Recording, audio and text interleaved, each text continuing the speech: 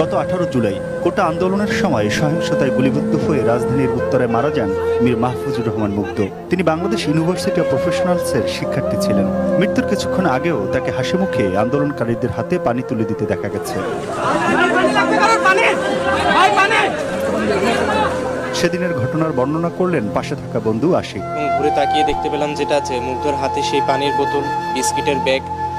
সেই অবস্থাতেই মুগ্ধ মাটিতে পড়ে যাচ্ছে এবং আমার দিকে তাকিয়ে আছে। স্বপ্ন ছিল পাইলট হয়ে আকাশে উড়বেন।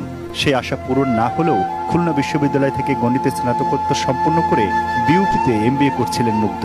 একই সঙ্গে তথ্য প্রযুক্তি খাতে কাজ করে বিদেশ থেকে বেশ ভালো অর্থ আয় করতেন এই মেধাবী শিক্ষার্থী।